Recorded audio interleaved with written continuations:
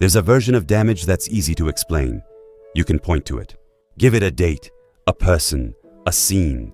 You can say, this is what happened, and watch someone's face change in recognition. But there's another kind one that arrived, not as an event, but as a pattern of absences. No single moment you can hold up as evidence. Just years of the question not being asked, the comfort not being offered, the space not being made.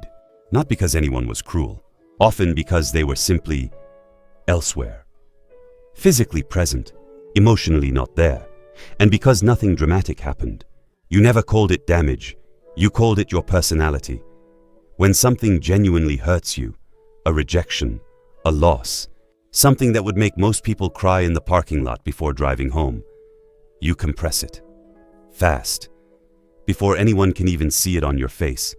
You've already decided it's fine. You've already started explaining why it's not a big deal. You've already moved on to making sure everyone else is comfortable. You're extraordinarily good at reading rooms. You walk into a gathering, and within minutes, you've clocked who's tense, who needs to be drawn out, who's about to say something wrong. People call you perceptive, empathetic, easy to be around. What they don't see is that it's not a gift. It's a survival system that never got the memo that you survived. And if someone sat across from you right now, not to vent, not to need something from you, but just to ask, what do you need?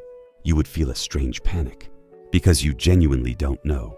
And underneath the not knowing is something older. The belief, baked in early, that finding out was never really the point. This is what childhood emotional neglect actually looks like. Not chaos, not obvious harm, a parent who was there, but not there. A house where feelings were managed, not met. Where achievement got noticed and the child underneath the achievement didn't. Where toughen up was the only available response to sadness. Until you stopped bringing sadness at all, it's not what was done to you. It's what consistently, quietly wasn't, and it leaves specific marks. The first is learned suppression. A child expresses something, fear, joy, grief, and the adult around them either ignores it, deflects it, or grows visibly uncomfortable with it. The child learns something fast and devastating. My inner world creates problems. So they bury it. They get exceptionally good at being fine. And over enough years, the burying becomes so automatic that they stop feeling things rise at all. They sit across from a partner who loves them and genuinely cannot answer the question, what are you feeling right now? Not because they're withholding, because they don't know anymore. The second is a distorted relationship with need. In a home where needing things caused tension, or was just quietly ignored, the child made a calculation. Cut out the need, cut out the disappointment.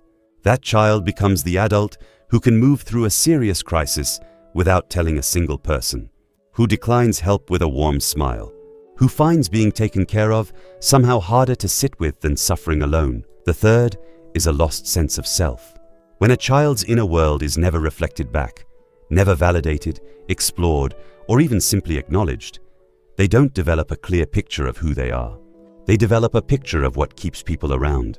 They become agreeable, easy, accommodating, funny when the room needs a laugh, invisible when it needs space. And then one day, in a quiet moment alone, they ask themselves, who am I when no one needs anything from me? And they don't have an answer. Not because they're empty, because they never got the chance to find out. The fourth is hypervigilance dressed up as social skill. The child who couldn't rely on consistent emotional attunement at home became a reader of atmospheres. They learned to track micro-expressions, sense tension before it arrived, monitor the emotional temperature of every room. As an adult, this looks like exceptional empathy.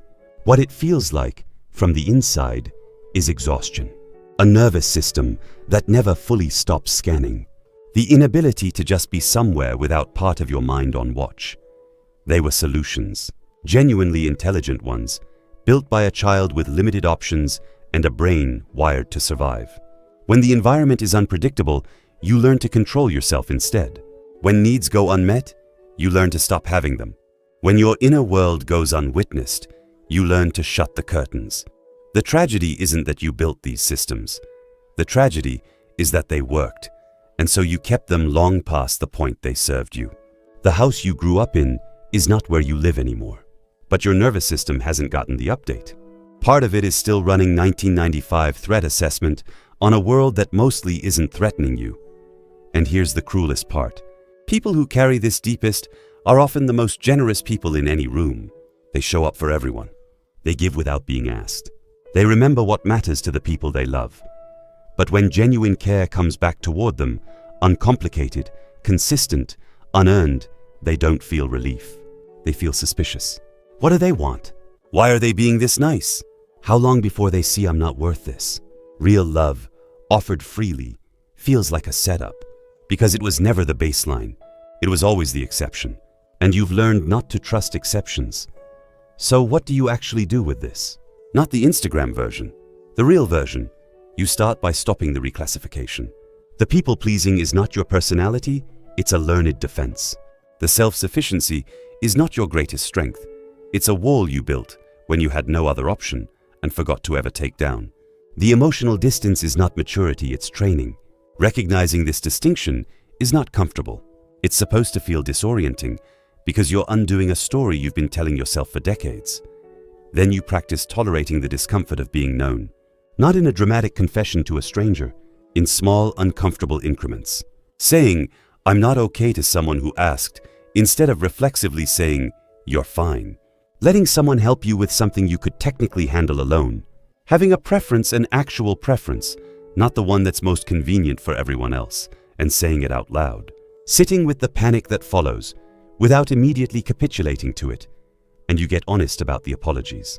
Notice how often one forms in your throat. Then ask before you release it, did I actually do something wrong, or am I apologizing for taking up space again? The answer, more often than you expect, will be the second one. None of this is fast.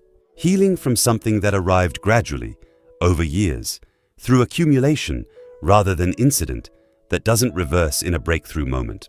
It reverses in 100 small moments of choosing differently. Choosing to stay in the room with your own discomfort instead of immediately managing it. Choosing to let something be hard without performing okayness at it. You were a child who needed to be seen. The people around you, for whatever reason, through their own limitation, their own damage, their own absence, couldn't do that consistently. That is a real loss. It shaped real things. But it is not a life sentence. The version of you that had preferences, that believed their presence was worth the space it took up, didn't disappear. It retreated. And retreating is not the same as gone. It's still there. It's been waiting. The question is whether you're finally willing to let it be inconvenient. There's a version of damage that's easy to explain. You can point to it. Give it a date, a person, a scene. You can say,